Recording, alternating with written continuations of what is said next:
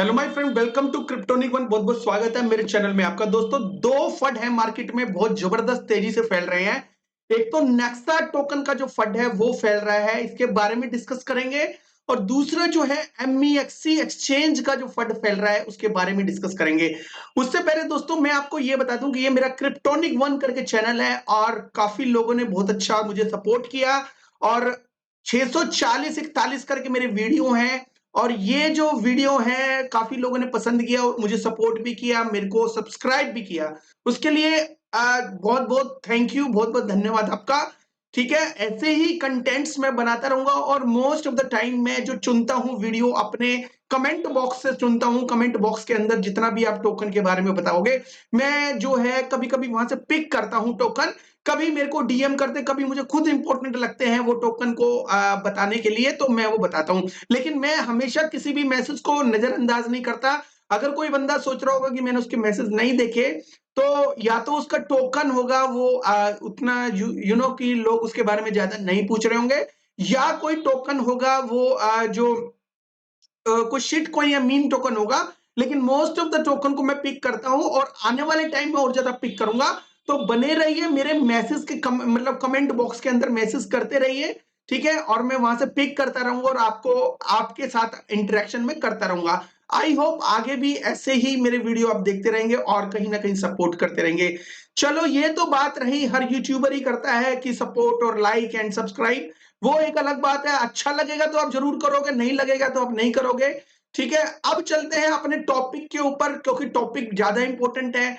ठीक है, सबसे पहले मैं नेक्सा को बताऊं कि नेक्सा का जो एक डेवलपर है वो नौकरी छोड़ के, या वो जो इसकी टीम को छोड़ के चला गया है।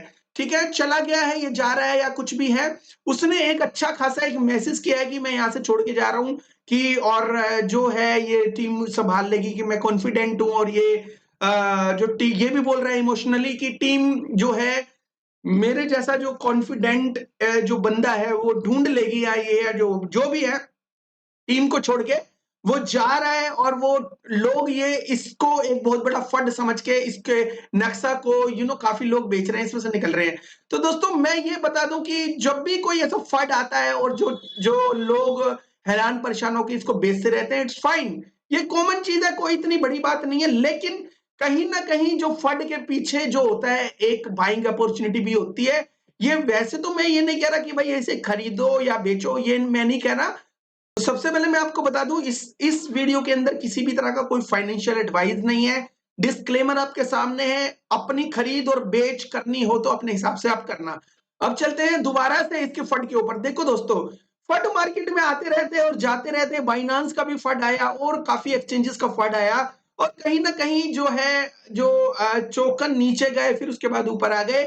ये एक छोटा मोटा टोकन या मीम कॉइन नहीं है। सबसे पहले मैं आपको बता दूं, एक अच्छे खासी ब्लॉकचेन के साथ ये टोकन मार्केट में आया है। और कभी आपने देखा है कोई बढ़िया जो कंपनी होती है एम्प्लॉय के ऊपर कभी भी नहीं रहती। एम्प्लॉय इमोशनल होते हैं, जो मालिक ओनर जो होता है वो कहीं ना कहीं रिप्लेसमेंट कर लेता है। ठीक है, बाइनांस के सीईओ लोग सोच रहे थे कि बाइनांस के ऊपर कोई दिक्कत आ जाएगी तो क्रिप्टो मार्केट तो बिल्कुल गिर जाएगी, ये हो जाएगा वो हो जाएगा। लास्ट में क्या हुआ, लास्ट में दोस्तों क्या हुआ, लास्ट में बाइनांस को सजा भी हुई। बाइनांस को वो उससे बेल में बाहर भी निकला, अपनी जगह किसी और को भी बिठाया, और उसके विड्रॉल भी कभी नहीं रुके। कहीं ना कहीं उसका टोकन नीचे आया, फिर दोबारा से वो टोकन ऊपर गया। तो क्या बाइनांस की वजह से या सीजेड की वजह से कोई चीज रुकी? नहीं रुकी। तो ऐसे ही ये एक ब्लॉकचेन है, ये स्लो जरूर हो सकती है लेकिन ये खत्म नहीं हो सकती। इनका जो टोकन है वो जीरो नहीं हो सकता। तो कभी ना कभी ये टोकन के फिर अंदर एक, जैसे उसका एक छोटा सा ट्वीट आया है, ट्वीट के साथ अगर आप ये देखो कि भाई इस ट्वीट के अंदर इमोशनल ज्यादा एक्टिविटी है, मतलब इसके अंदर इमोशनल टच है। और कभी भी कोई चीज है ज्यादा दिन तक इमोशनली के हिसाब से नहीं चलती, बेनिफिट के लिए ये चीजें की जाती है। अगर कोई चीज नीचे आ गई है और आपको लगता है कि भाई यहां से थोड़ा सा भी ऊपर जा रहा है ये टोकन, तो वहां पे आप कहीं ना कहीं एक बाइंग अपॉर्चुनिटी देख सकते हैं। लेकिन आप ये नहीं कह सकते ये स्कैम हो गया। दोस्तों मैं क्लियर कट वे में बता दूं, स्कैम किसको बोलते हैं। स्कैम उसको बोलते हैं जैसा उसका जो चार्ट है वो इस तरह का बन रहा हो, एकदम झटके में किसी ने, बड़े वेल ने बेच दिए हुए, या टीम के किसी मेंबर ने बेच दिए हो। जो स्कैम होता है वो अचानक होता है। ठीक है, कोई इंफॉर्मेशन देने के बाद नहीं होता कि भाई ऐसे से इसमें फंड है, या कुछ भी इंफॉर्मेशन देने के बाद नहीं होता, वो अचानक से करते हैं। उसको समझना ना समझना आपके ऊपर डिपेंड करता है। और ये नेक्सा है, इसका जो चार्ट देखो कितने आराम से नीचे जा रहा है, स्लो एंड स्टेडी। ये कोई वेल नहीं बेच रहा दोस्तों, ये आप और मैं, ये लोग बेच रहे हैं इस चीज को, और धीरे धीरे जो चीजें हैं सेल बाय सेल करके ये नीचे जा रही हैं। केवल एक ट्वीट जो होगा, जो ऑनर की तरफ से या सीईओ जो को फाउंडर की तरफ से आएगा, ये यहां से सीधा पंप मार जाएगा। तो मैं ऐसी जो कंडीशन को मैं एक चीज से देखता हूं, मैं इसको अपॉर्चुनिटी देखता हूं। और अपॉर्चुनिटी होती है वो कभी कभी आती है दोस्तों 121%, कहां पे वो जो 2.5-3 गुना चला गया था, 121 मतलब वहां से जो ऑलमोस्ट 50% डाउन है। तो कहीं ना कहीं इसके अंदर अपॉर्चुनिटी मैं ये समझता हूँ, लेकिन अभी जो अपॉर्चुनिटी है वो नहीं है। थोड़ा सा और वेट करिए, क्या पता एक और फंड आए और ज्यादा सस्ता मिले। जितना ज्यादा फंड उतना ज्यादा सस्ता ये हो सकता है, लेकिन नेक्सा जो होती है वो स्लो हो सकता है। रिटर्न जो है वो सोच सकते हैं कि भाई उसमें कम मिलेगा, हो सकता है कोई बेच दे, कोई वेल भी बेच दे इसके अंदर। लेकिन जो ब्लॉकचेन का प्रोजेक्ट है वो जीरो नहीं होगा, ठीक है। इनका जो सीईओ, उनका मैंने इनका सीईओ का मैंने वो भी देखा, एयर में भी देखा है, उसके अंदर काफी चीजें मुझे जानने को मिली। और इसके ऊपर मैंने वीडियो भी बनाया, वीडियो के बाद ये बोला कि भाई ये ठीक ठाक है, बढ़िया प्रोजेक्ट लग रहा है मुझे, ठीक है, लेकिन अपनी रिसर्च कर लेना है। लेकिन ये जो टोकन है, केवल एक ट्वीट के बाद ये नीचे चला जा रहा है, और काफी चीजें सामने को आ रही है। उससे पहले भी नीचे जा रहा था, ऐसी बात नहीं है। काफी टोकन काफी बार ऐसे हो सके नीचे भी जाते हैं फिर ऊपर भी चले जाते हैं, लेकिन इसमें किसी भी तरह का कोई स्कैम की एक्टिविटी मुझे नहीं लग रही है, ठीक है। इसमें थोड़े टाइम के बाद, बिकॉज इसकी 35 जो मिलियन के आसपास अभी भी है, लेकिन फिर भी आप जितना भी इसके अंदर होल्ड करते हैं उसको स्टॉप लॉस के अंदर जरूर लगाए। Because end of the day कहने वाले तो कह के चले जाते हैं, लेकिन पैसा तो पब्लिक का ही लगा होता है ना। तो इसलिए अपने जो होल्डिंग है नेक्सा के अंदर, आप जितना भी इसका झेल सकते हैं लॉस उतना झेल के एक स्टॉप लॉस लगा दिए 10% 5% के ऊपर। स्टॉप लॉस लगा दीजिए किसी भी एक्सचेंज के ऊपर, हर एक्सचेंज के ऊपर स्टॉप लॉस अवेलेबल है, ठीक है। दूसरा फंड मैं बता दूं, दूसरा फंड है एमईएक्सी की तरफ से। दोस्तों एमईएक्सी ग्लोबल जो एक्सचेंज है, उसके ऊपर फंड नहीं भी होता तो आपको अपने टोकन जो है उसको थोड़ा सा उसको बचा के रखने चाहिए। बचा के मतलब उसकी की अपने पास होनी चाहिए, किसी और एक्सचेंज के ऊपर फंड का वेट नहीं करना चाहिए। आपको अपने जो टोकन है अपने वॉलेट में रखने चाहिए, चाहे वो हार्डवेयर हो, चाहे सॉफ्टवेयर हो, सॉफ्ट वॉलेट हो, किसी भी वॉलेट के अंदर हो। आपका जो पैसा है कहीं ना कहीं वो सेफ होना चाहिए, क्योंकि सेफ्टी पहले है। अगर कोई एक्सचेंज लेके भागती है तो आप क्या कहोगे, एक्सचेंज लेके भाग गई, दैट्स इट। लेकिन ऐसा मौका क्यों एक्सचेंज को दिया जाए, आपने खुद ही उसको मौका दिया और वो खुद ही भाग गई, ठीक है। ऐसा काफी सारी एक्सचेंज के साथ हो चुका है। इवन एफटीएक्स का जो पैसा अभी काफी लोगों को नहीं मिला है, और इसने अभी होल्डिंग भी बेची है अपनी, दोबारा भी मार्केट में आई, उसने होल्डिंग भी बेची, और काफी सारा फंड एक्सचेंज को लेके ऑलरेडी है।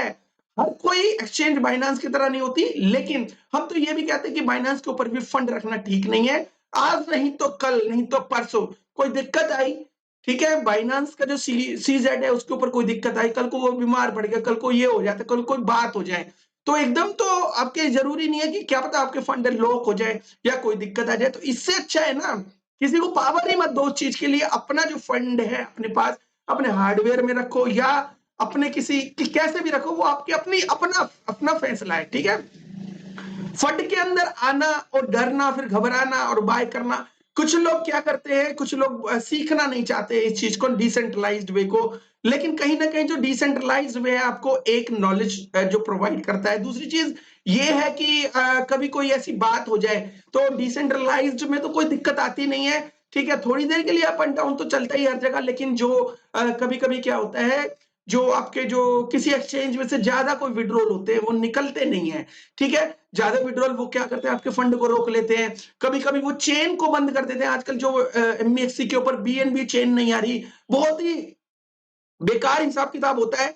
बीएनबी चेन को बंद कर देते हैं, कभी इंजेक्टिव चेन को बंद कर देते हैं, कभी जो है डॉट की चेन को बंद कर देते हैं। को बंद करने से विड्रॉल कोई कर नहीं पाता, तो कहीं ना कहीं हमारे ही फंड को हम मूव नहीं कर पाते। कभी कभी इनकी जो मैनिपुलेशन होती है हमें काफी सारा नुकसान देती है।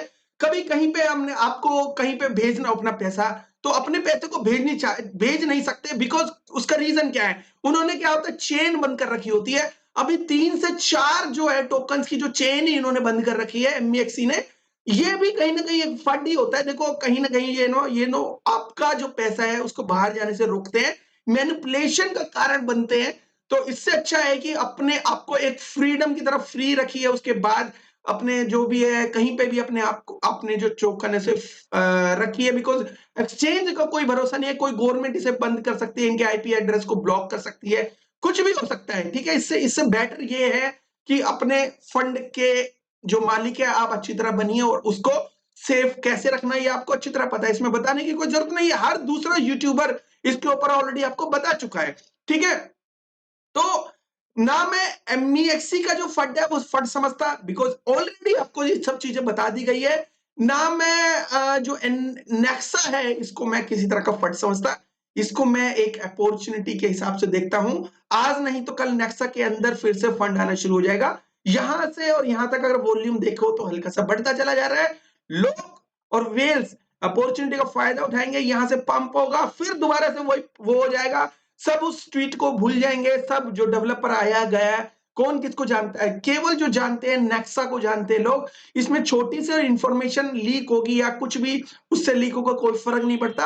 आने वाले टाइम में ये सीधा दोबारा से अब जाएगा, हल्की सी बर्निंग की भी न्यूज दे दी ना फिर यहां से पंप मार जाएगा।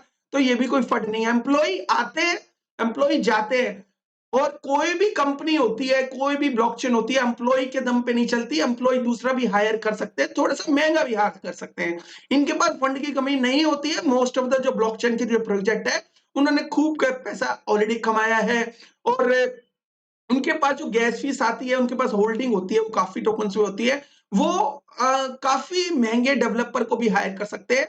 और वैसे भी ये जो इकोसिस्टम है वो ऐसा तो है नहीं इसके डेवलपर मिले ही ना, सब कुछ होता है अवेलेबल है, लेकिन हाँ पैसा लगता है हर चीज में। अब कोई डेवलपर जाने से क्या टोकन ही खत्म हो जाएगा? वो डेवलपर ही तो है, उसने कोई लिक्विडिटी थोड़ी निकाल के भागा है।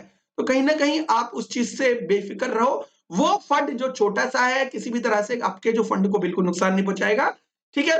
आई होप इतनी सारी एनर्जी के साथ मैं आपको बता रहा हूं, आई होप कुछ तो पल्ले पड़ा ही होगा ना।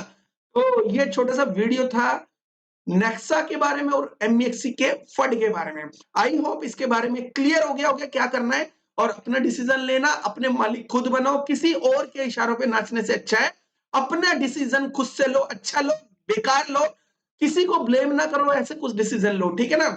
तो दोस्तों हमने एक प्रीमियम ग्रुप भी शुरू किया हुआ है, अगर आप उसमें इच्छुक हो तो हमारे ग्रुप में भी आ सकते हो, ठीक है? उसका जो लिंक जो है डिस्क्रिप्शन के अंदर ऑलरेडी है, और वो मुझे एक मैसेज कर सकता है, उसके बारे में हम डिस्कस कर सकते हैं, ठीक है दोस्तों? Thank you very much, have good one, take care and bye bye.